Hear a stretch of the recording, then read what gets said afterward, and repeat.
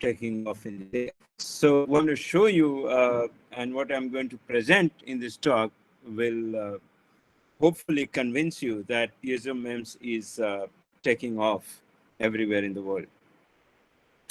So as an outline for the talk, I think it will be good to get everybody on board. So just a tiny bit about piezoelectricity so that, you know, those who don't work in this area are not left behind. The PiezoMEMS, we will touch upon what kind of material palette we are dealing with. You know, a lot of people are working in this area, although we work mostly with PZT, but you know, I'll talk about a little bit about other material. Then device architecture, what kind of devices you know, we make and how do we make them, fabrication.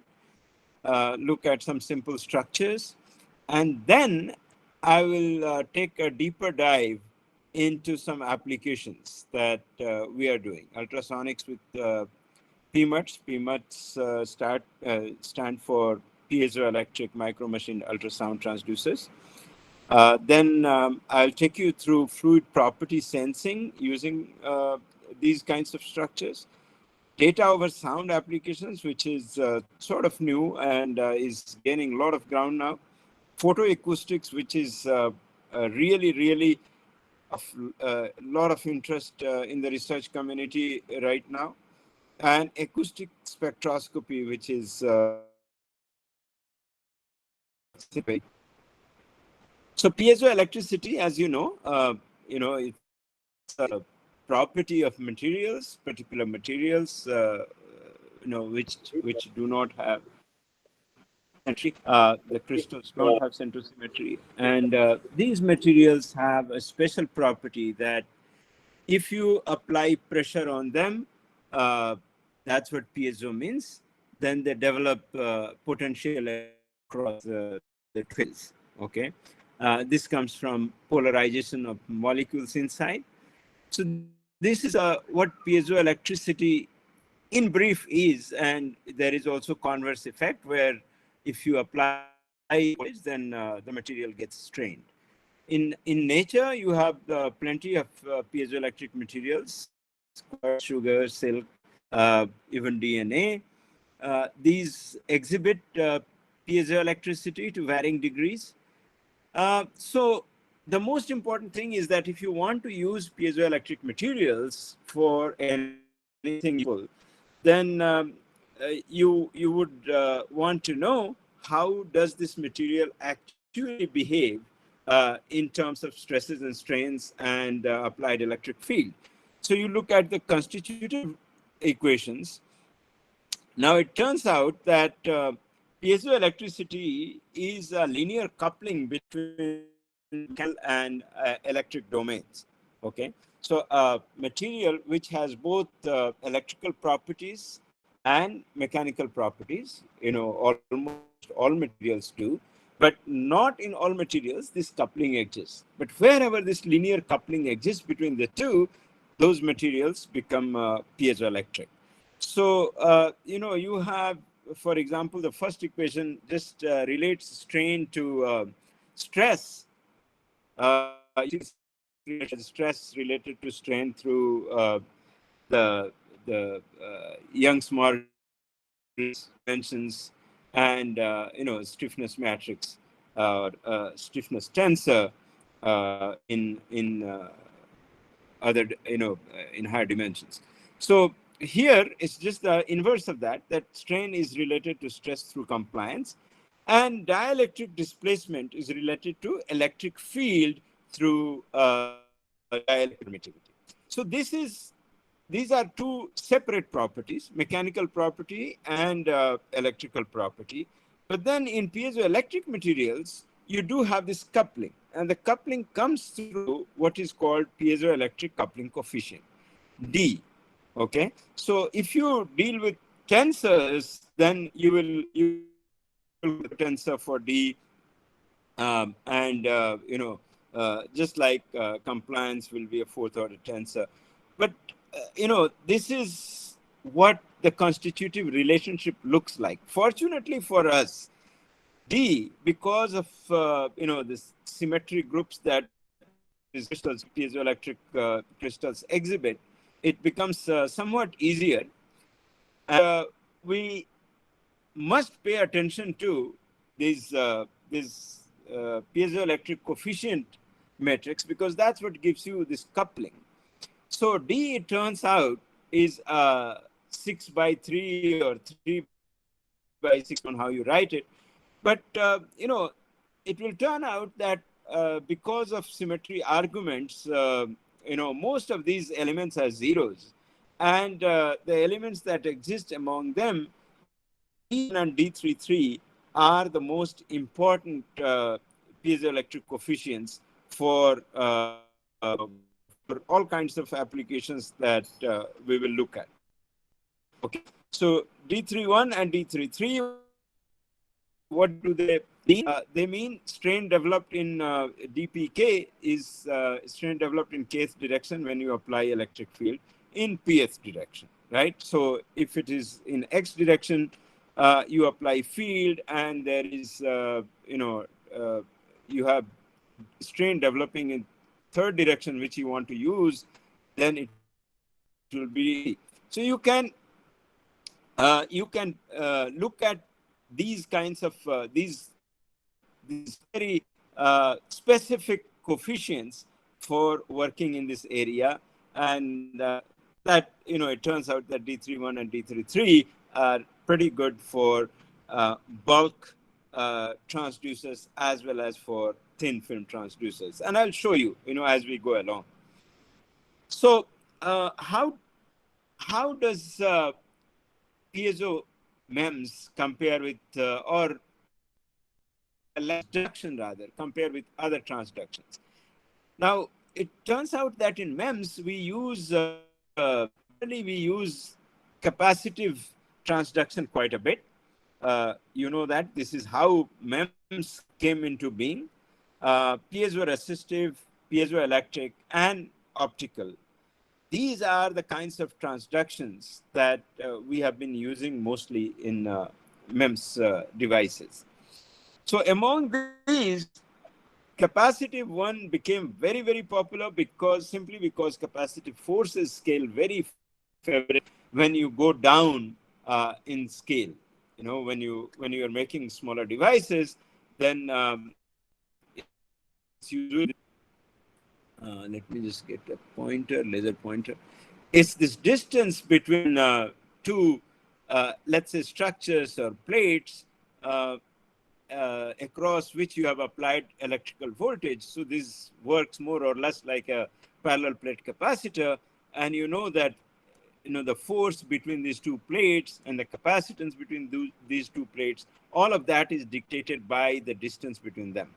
So the forces scale favorably as you decrease this distance. It goes as 1 over d square. So smaller the distance, larger the force. So these kinds of things are well known. In piezo-resistive transduction, we print piezo resistors on these structures, and again, as the name suggests, because of any mechanical pressure or strain or stress, the resistance changes, and that's how you get a signal out of these devices. So piezoelectric, I just described to you, and we are going to be focusing more on that. So why piezo-MEMS? Well, for one reason, you can see that when these two plates are together, very close to each other, there is, unless it is packaged in vacuum, there is always some air, some gas here, and that usually comes in when this structure is vibrating as squeeze film damping, initiator, and that limits the Q factor. Again, unless you are in vacuum. Of course, if you are in vacuum, then it won't limit your Q factor. But there are many times applications where we have to operate the device either in air or in gas or in fluids. So piezo have very good in-air Q factor. They have these thin film ones are low voltage devices, so they work with low voltage. Um, Completely in contrast to their bulk counterparts where the voltages required are very high. And they are also best resonators for liquid medium, as you will see soon. Okay, so these are some reasons why piezoMEMS, well, I mean, there are a lot more reasons, but other reasons are that you can actuate them very easily, and you can build very, very high frequency applications. As a matter of fact, some oscillators that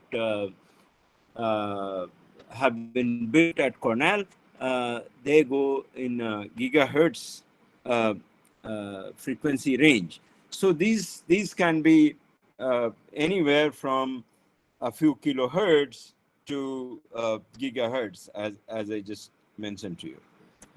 Professor Amit Lal, who works at Cornell, he works in this area.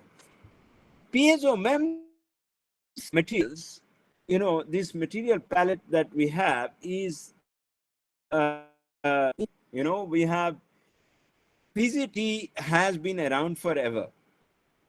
So PZT has been used in bulk form all the time, but now it's, ever since the thin films of PZT came up, it is becoming more popular in MEMS community because we are able to make far more devices with it, but it had challenges, and these challenges have been sorted in the last 5 years, I must say. Aluminum nitride is becoming very, very promising, particularly if it is doped with scandium. Then aluminum is scandium nitride, which gives very high piezoelectric coupling coefficient and extremely high electromechanical coupling efficiency. This is becoming PiezoMEMS community. Now, this material, it also turns out, unlike PZT or PMN-PT, unlike these materials, it doesn't have lead in it. And because it is aluminum nitride, which is already a part of stack, which you can integrate in CMOS, it becomes really, really fabrication friendly, CMOS fabrication friendly material. And if you can integrate that in CMOS process line, then you know the advantage. Advantage is incredible. And that's why AlN and AlCN are becoming extremely popular. Closely behind, zinc oxide is also a very good piezoelectric material, and so is KNN. But, this zinc oxide and KNN both are going to see a little bit of more challenge in being integrated in the MEMS fabrication lines. Still not there.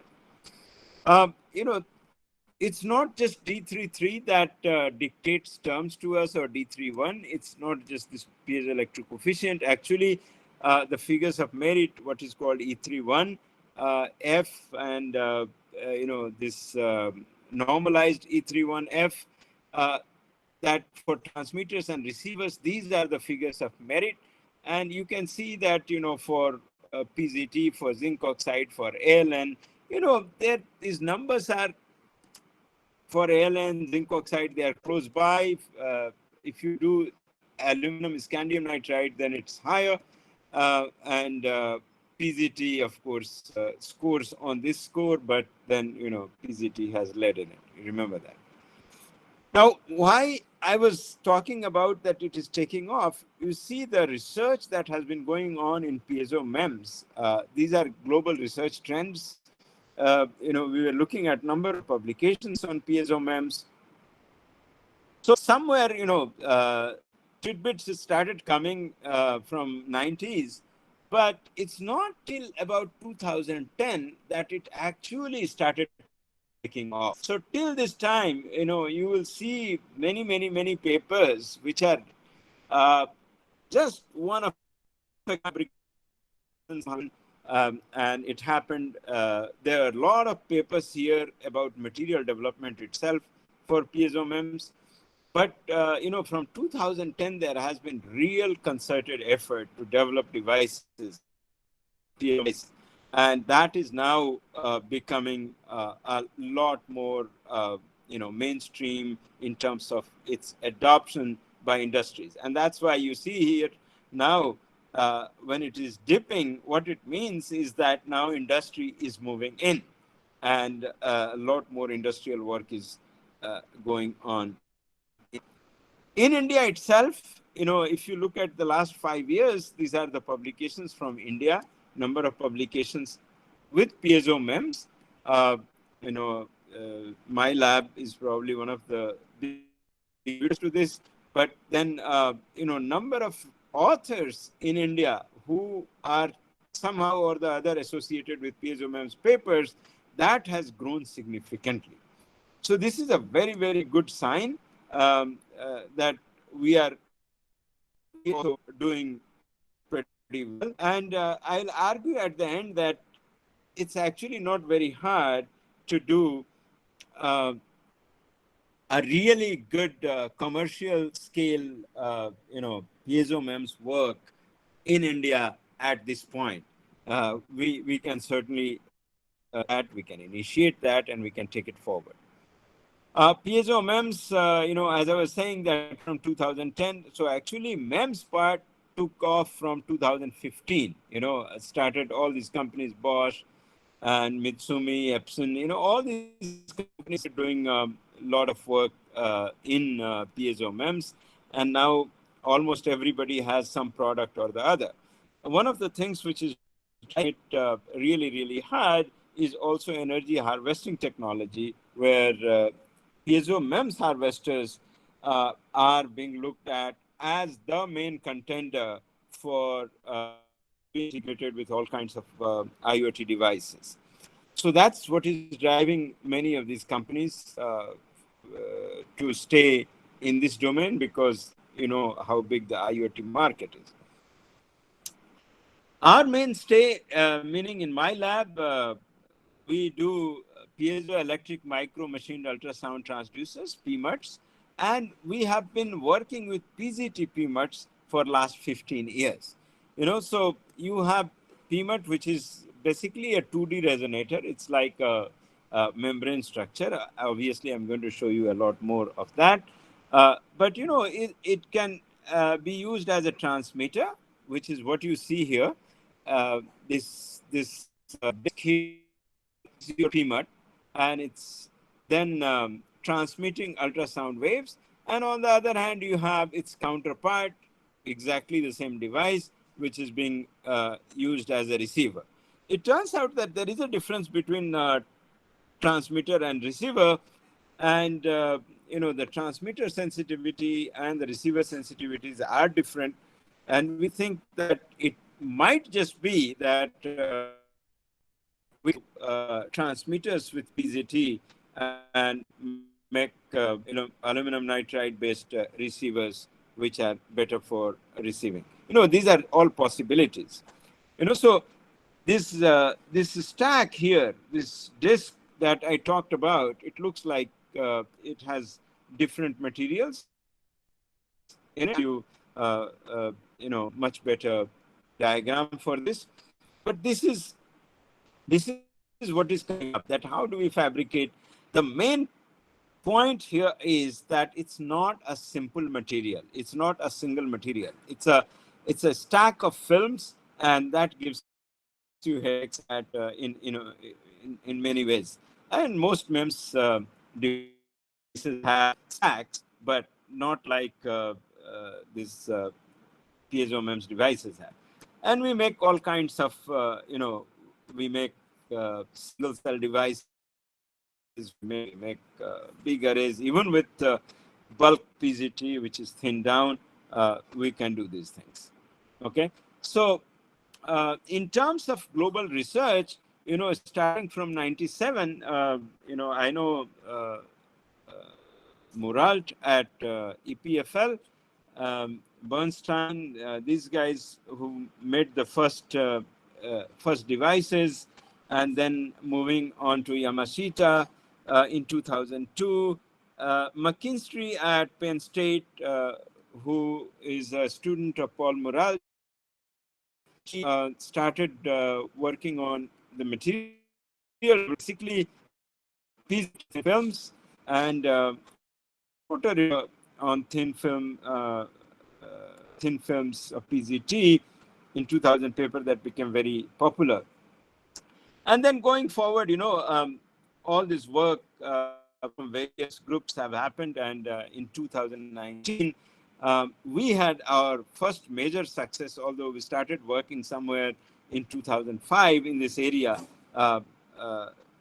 My student, PhD student, Ajay Dangi, was the one first successfully make a PMET here and demonstrate that it can do PMET functionality. So, when we started, there were just 3-4 groups in the world who were working on it, and now there are 23 groups, in North America, Europe, and Asia. And this is you can see here, Indian Institute of Science, IIT Hyderabad. These are places which have published in this area. Come up in these kinds of searches that if you do.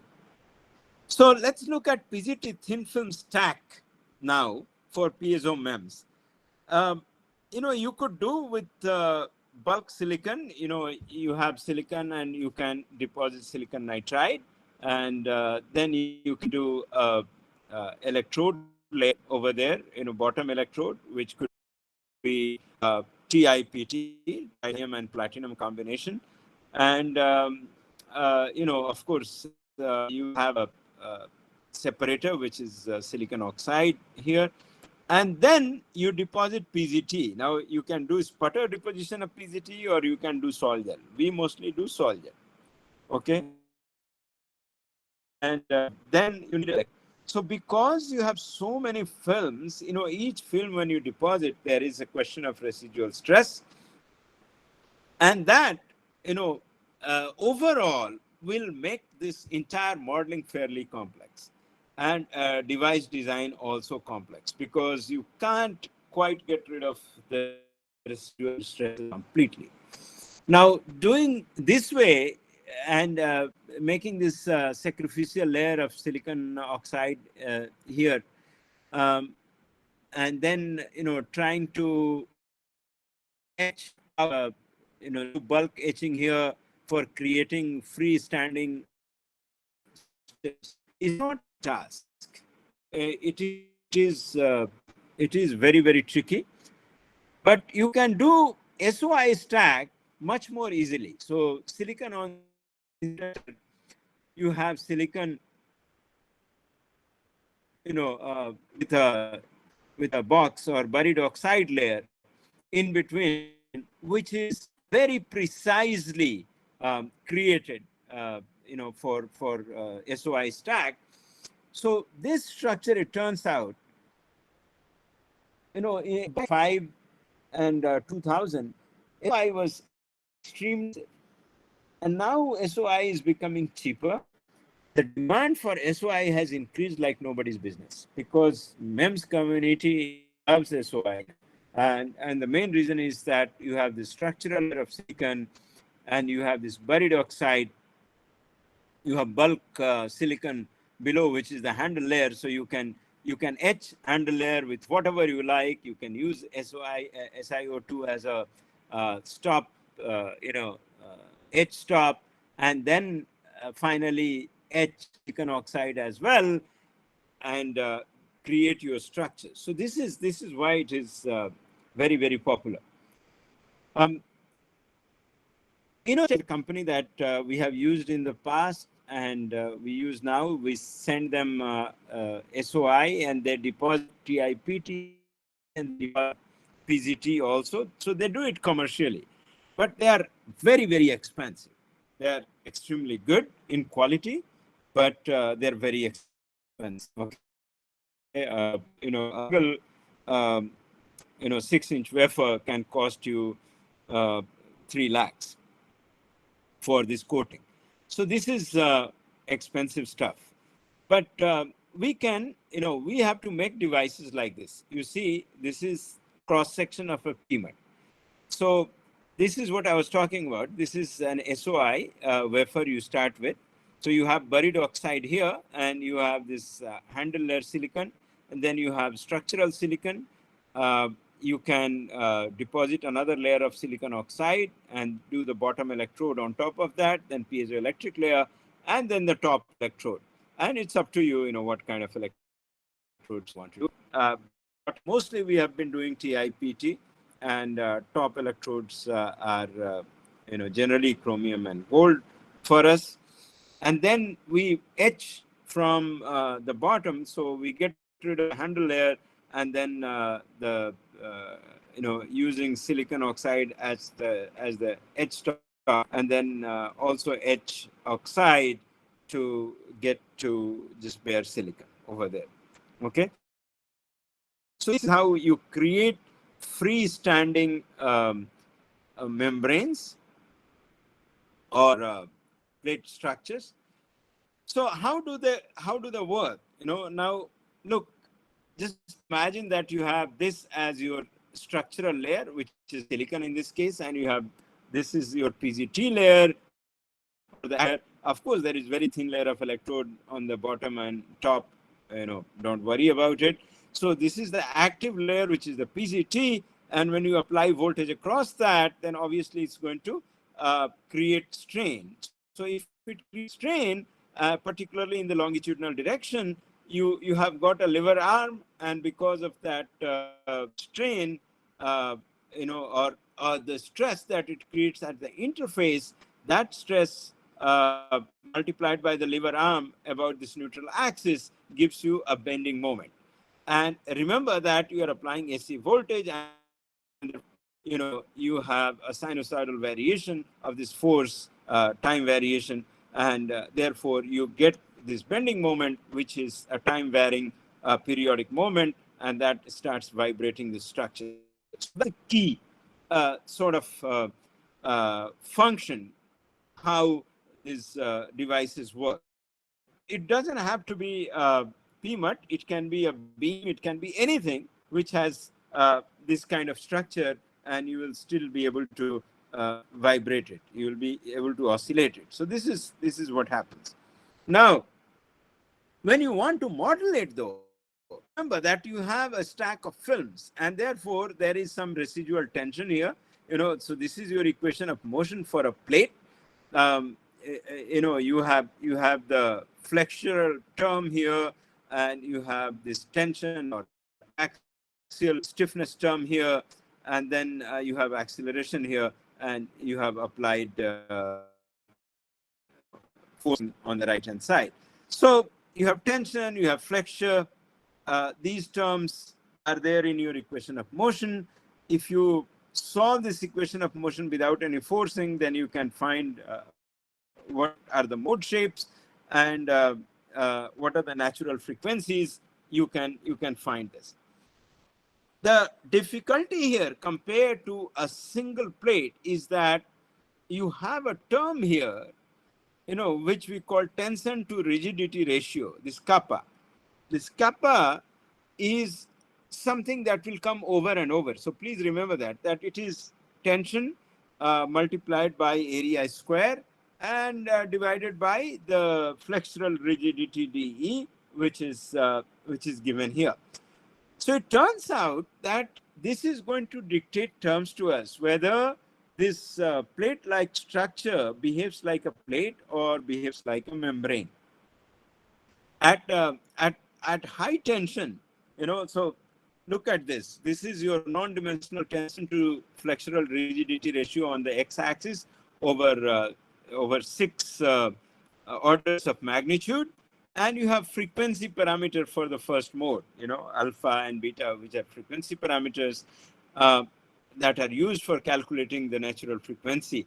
So if you look at this, you find that initially for low kappa values, where tension to flexural rigidity ratio is smaller, that means that the flexural rigidity is what dominates. So there it behaves like a plate. And then in this regime where kappa square is large, then you have obviously a transition regime where it behaves both like a plate and a membrane. So this dictates the dynamic, this dictates the entire working of your device. Okay, and you can do forced vibration response also. I'm not going to go through that because it's fairly involved. From there, what is important to know is that this ratio of the top electrode radius, top electrode stops at some point. It doesn't go all the way. And the plate radius, this becomes a critical design parameter. Okay. And it turns out that this non-dimensional slope, which dictates frequency and displacement, everything, this slope has a maxima, and that maxima depends on this tension to rigidity ratio. Okay. It shifts to the right. And therefore, this radius of the top electrode to the radius of the underlying plate will be decided based on what kind of stress do you have in the film and what kind of kappa square value you are getting. It's not one size that fits all. Okay, so this is important to remember. Now, fabrication, the way you do fabrication, you take, if you take SOI, you can spin coat soil gel on top of that, do metallization. Of course, you have a bottom metallization already, bottom electrode first, and then you are doing spin coating of PZT, and then top metallization you do, and PZT etch on top you have to do. After you pattern your electrodes, you have to etch PZT just to get access to the bottom electrode.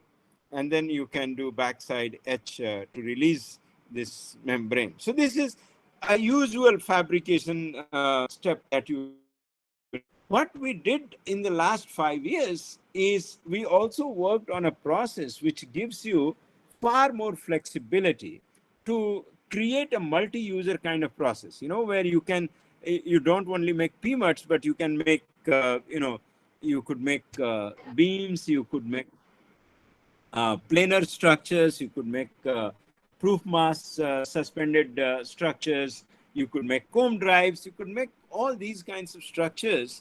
So, given a design rule for what is the thickness of your PZT layer and what is the thickness of your structural layer, you could make all of this on the same wafer.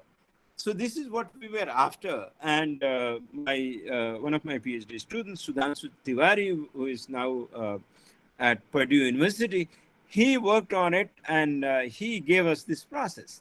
He actually, the usual process that we use, he modified that process so that we could use the clean room. We were doing it outside because, PZT etching is not allowed inside the clean room. It's a lead contamination problem.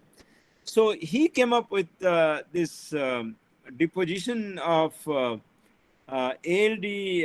Al2O3, aluminum oxide, as a protective layer, which actually it did a conformal deposition so that PZT could be completely sort of encased into this and be exposed during the backside etching that we used to do. And that's when clean room doesn't want to allow you to get inside any of their chambers. So with this process, we were able to do this very, very successfully and create all kinds of structures on a single wafer, and it became a process. So when you are doing PMUT design, you have this stack thickness. You saw the stack, and in the stack, you have various things, you have various thicknesses, of the stack. So that is also a knob for you, design knob.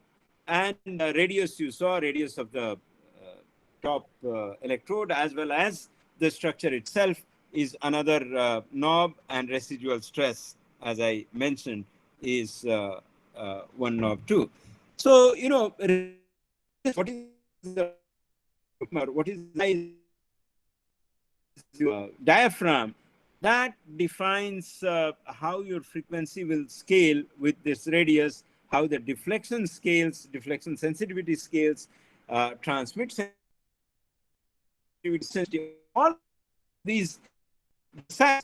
But you can engineer, and you have remember that you have two other knobs. You can engineer to do different things and not be limited to these kinds of dependencies.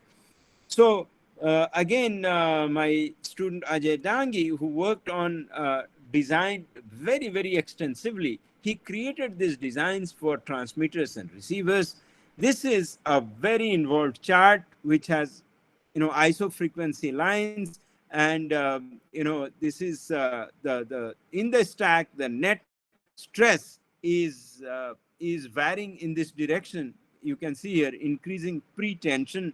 So tension goes this way. Radius of the PMUT is here on this x-axis, and deflection at the center is on the y-axis, right? So pressure is dependent on the deflection, of course, the acoustic pressure in front of it, which we are interested in, and pressure divided by the voltage that you apply will give you some kind of efficiency for the transmitter. So, if you look at this, as the tension increases, you can see the variation changing from a membrane-like behavior to a plate-like behavior, in these graphs. So if you take an ISO frequency line like this, that I want to design a, let's say, 100 kilohertz transmitter. Now, for a 100 kilohertz transmitter, you have lots of choices. Depending on how much is going to be your stress, you can be anywhere from 200 microns to 400 microns radius of the PMUT.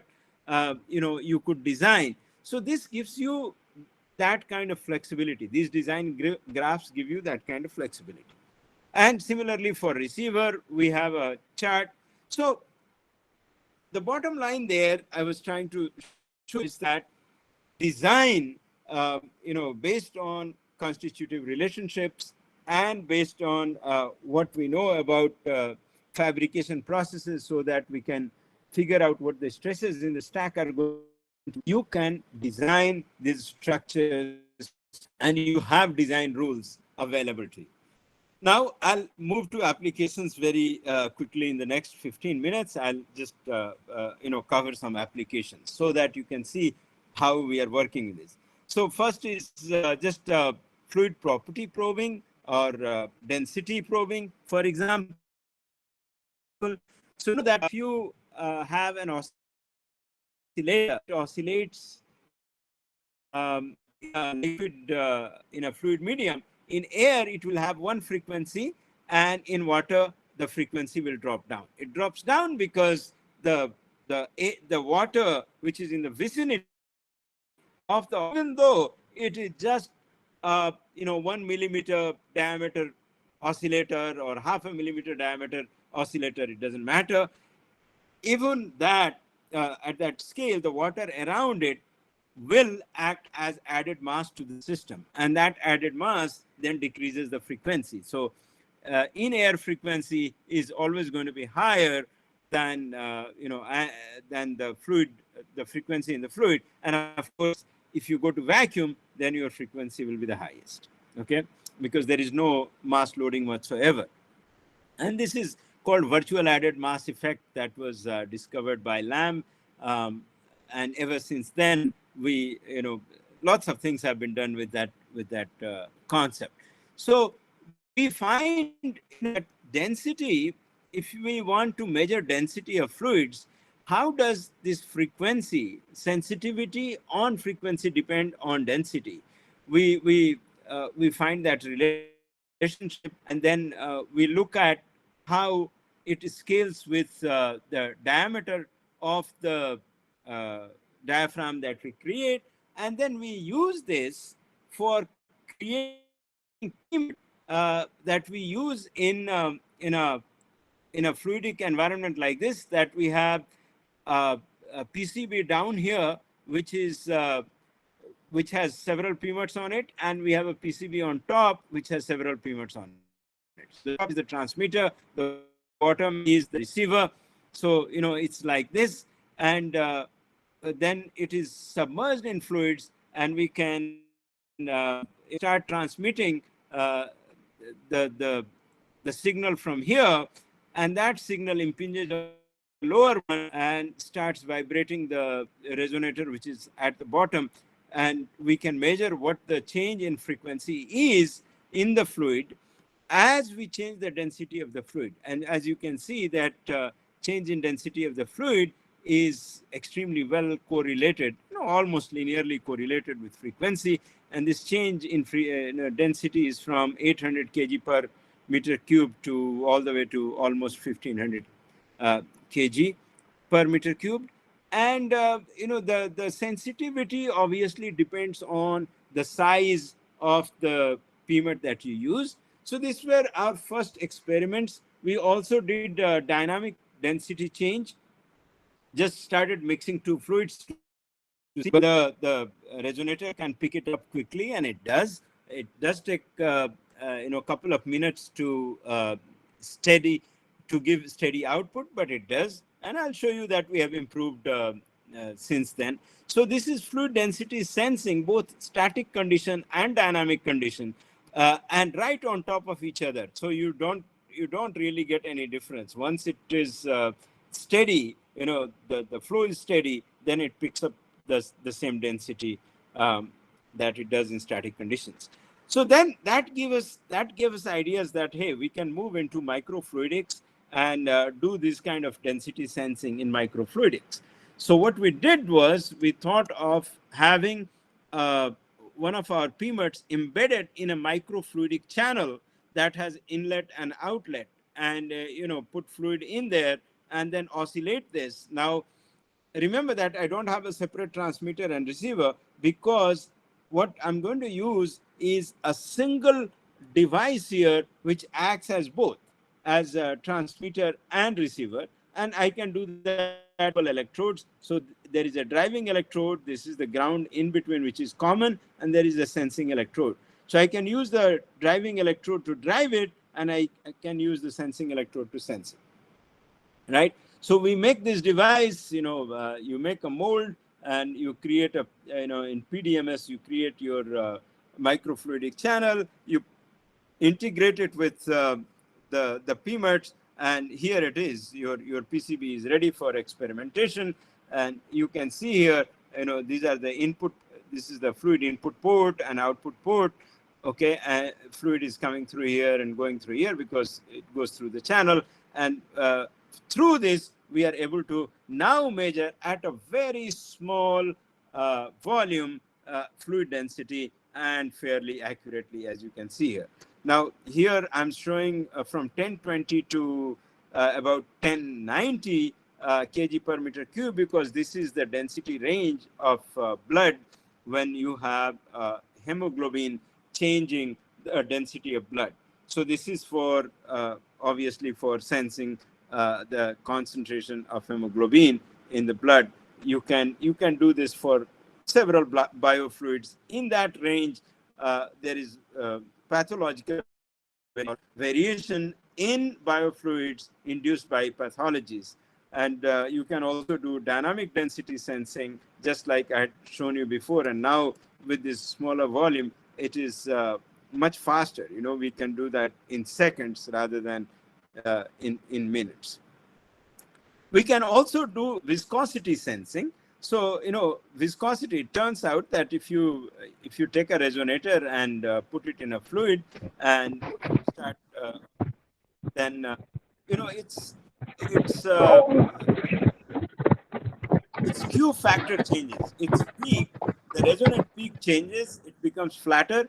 and the Q factor changes. So usually people use Q factor change as viscosity sensor, but that's not so good, because Q factor is a very, very tricky thing to measure, and it is prone to a lot of error.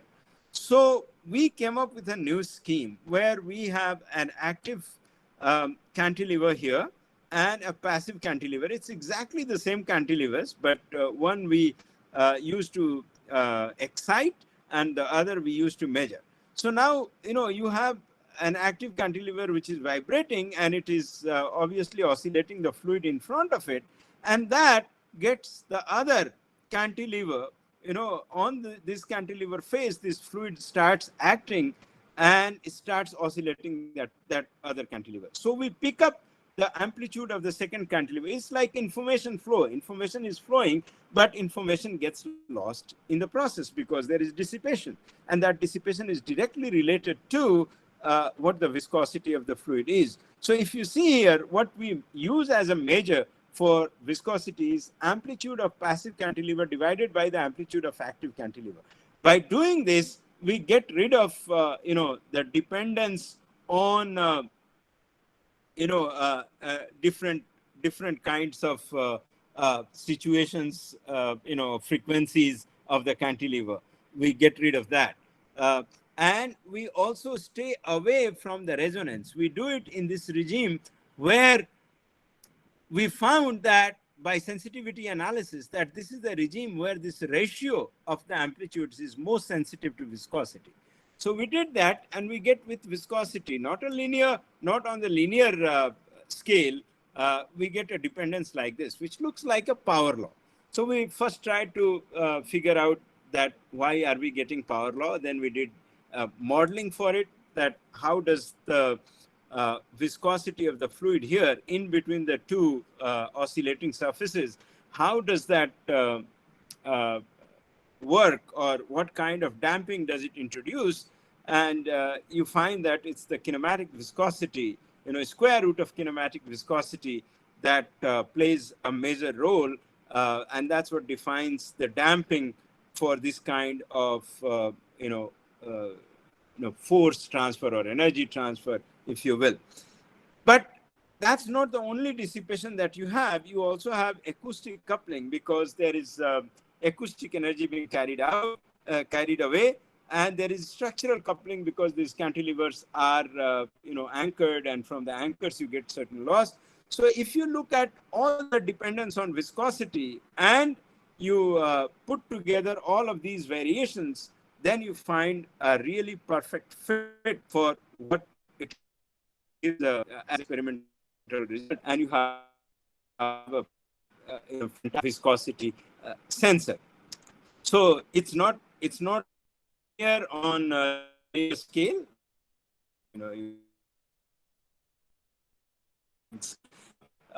However, you have a fit, and once you have a fit, you don't care about whether it's linear or not. It can be coded. It's a calibration curve that you get, and you can measure viscosity.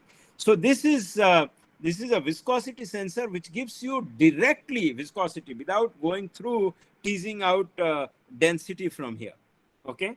And it works pretty well it has very high sensitivity in the range where lots of biofluids or wine fermentation or oil, paints, and varnishes have their viscosity range. In that range, it has a very, very good, sensitivity, very high sensitivity. So this is good. Now, I'm going to take you to another application, completely different, data over sound. Okay. So data, you can carry data over sound signals. That's what data over sound means, or DOS, what we call. Now, how does it work? Well, you can see that you can get data, you can encode it. Encoded data can be broadcast as a sequence of chirps at different frequencies, right? So when I say chirps, that means it's impulses at different frequencies. So you have frequency on, let us say, on the y-axis, and on this is the x-axis, which is time. So at different frequencies, you have these chirps which are of different lengths, and that's what you are transmitting. No, so you build an audio transmitter.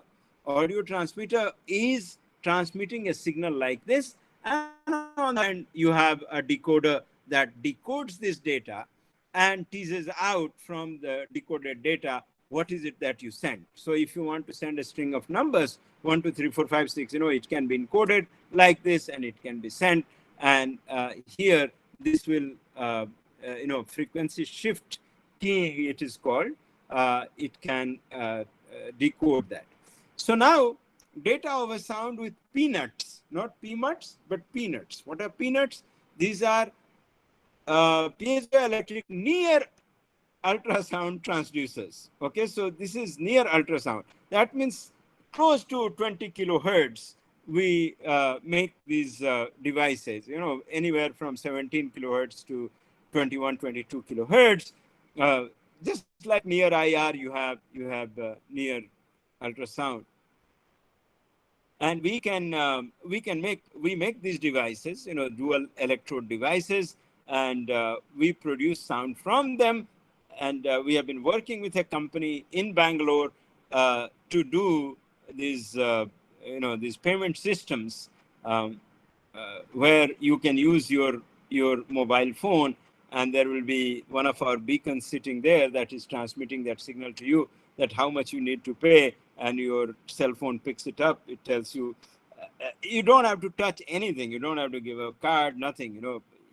It can be completely contactless transmission. So I'm not going to go through these details that how do you design this, but again, this kappa that you saw plays a major role. And you want a sweet spot where the frequency doesn't change much, because even if you have some tolerance in your processes, some problems in your process, your frequency should remain more or less the same that is required for your transmitter. So we have been able to do this. We have been able to make, using diameter, frequency, and stress, these three parameters.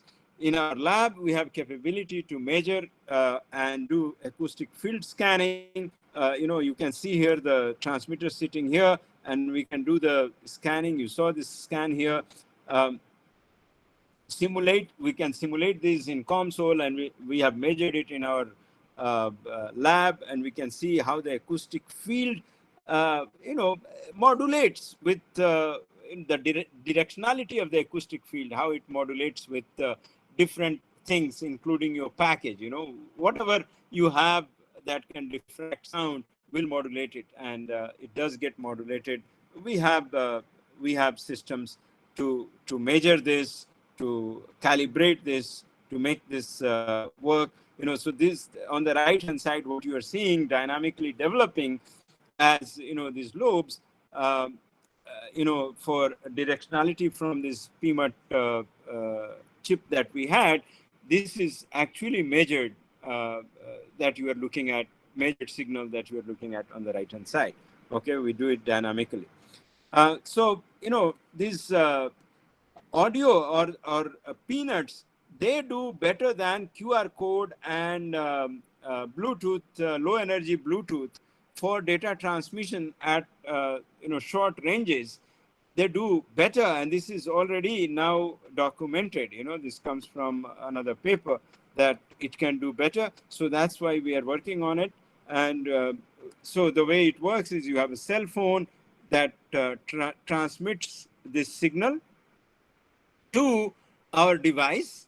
Okay, so our device can get this encoded signal, and then our PMUT will transmit this audio signal, and then your cell phone, on the other hand, can receive this signal, can measure this signal.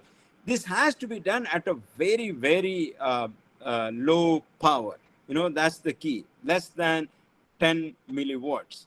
And we have been working on this, that we can actually do up to 5 meters without any problem, with 10 milliwatt. You can also transmit images. Images are also like data only. So any data can be transmitted. You can think of the image, on the pixels on the x-axis. You can take as time, and you can take the y-axis as y-axis pixels on the y-axis as frequency, and you can code it and send it. And this is done by us, of course, from our devices, and then you decode it, and then the image comes out. So this is our logo. So we have been able to do this, transmit these images over sound. We have been optimizing these peanuts, and it's 6:30, so I've run out of time.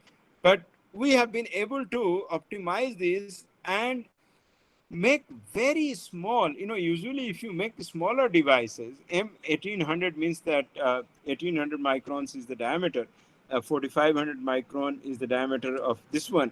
If you make smaller PMUTS or peanuts, then, their frequency goes up. That's the frequency scaling. But we have certain tricks, we can't reveal today because we are in the process of patenting it, but we are able to make these really, really small devices and still keep our frequency in the range that we want, and, keep everything. The power draw has dropped down by, 2 orders of magnitude, actually, with these new devices that we have made, and it's incredible development. I'm so excited about it. We can also do photoacoustics, and we have been working in our lab with this. So photoacoustic is if you shine a laser on a material of a particular wavelength, that particular wavelength is absorbed, and the material that absorbs it, if it is a pulsating laser, then the material starts vibrating, and that transmits ultrasound waves that you can then receive with ultrasound receivers, and you can image the material. So this photoacoustic imaging, particularly for vasculature, this is becoming a really, really hot area for photoacoustics, where we are able to make these tiny devices. Now imagine that our PMUTS are here, in this, and you can make a disc with this hexagonal or octagonal structure, actually. And in this, all these sectors have lots of PMUTS in them, okay? You connect them properly so that you can receive enough signal when the laser is shined, and the laser comes right from the center. So we can do this stuff. This is the architecture of it. This is built at Sense. We have been able to make these devices, and these experiments were done at Penn State with my collaborators, my student Koso Roy, who went there, and he did that. So photoacoustics is another very, very upcoming and very promising area. And then this acoustic spectroscopy, where we are building lots of PMUTs and embedding them in a microfluidic channel, and the fluid passes over it, and then you get a spectra from there, get the spectra, and throw the spectra to machine learning and AI, and you should be able to tease out information, changing information about the fluid from pathologies like nobody's business. So this is what we are up to. We also have something called PIP-MEMS, which is PiezoMEMS integrated with photonics.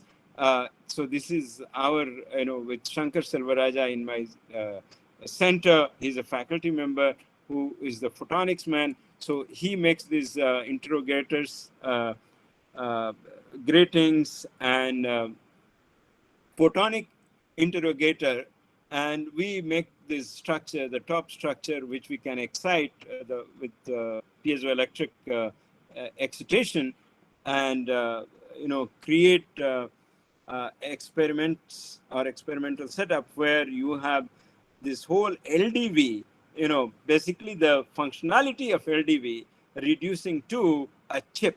So we are looking at can we do on-chip LDV? That's the idea of this PIP-MEMS. So with that, I'm going to conclude that we now have several thin film piezoelectric materials that are either integrated already or being integrated in MEMS fabrication processes. Given the advantage of piezoelectric materials in terms of their high energy density, piezo-MEMS transducers are going to find favor in many applications. I showed you some. Worldwide, PiezoMEMS has begun to see commercialization and it is poised for an unprecedented growth. We have made significant progress in developing PiezoMEMS in India over the last 15 years, and a bit of coordination among researchers is all we need. Then we can claim our piece of the pie. You know, the applications that I showed you is what we do. Imaging, proximity sensing, all of this is being done by people outside, gesture recognition. And I must acknowledge my students, Ajay Dangi, who is now senior scientist in Apple in San Francisco, Sudhanshu Tiwari, who graduated, he did his PhD, and he's now at Purdue. Costa Roy, who is raring to graduate, he was at Penn State, did those experiments. Harshvardhan Gupta, who is doing the data over sound and about to start a company. Dr. Anthony Jasilan is a postdoc who works on, actually, I could not show his work. He's the man who makes the PZT films for us. Anuj Ashok and Kritank, they are our project engineers.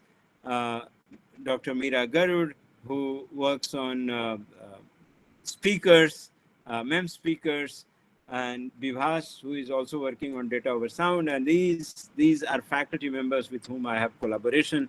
Raj is at Penn State, and so is Susan McKinstry, Soma Datta, Dr. Soma Datta from NAL, who is the brain behind our PZT film. She gave us the material, and all that you see is because the material supplied by her that we are able to do it. And Shuhesh is interested in photoacoustic imaging. So we are working with Shuhesh. He's at ISSSS. He's a faculty member there.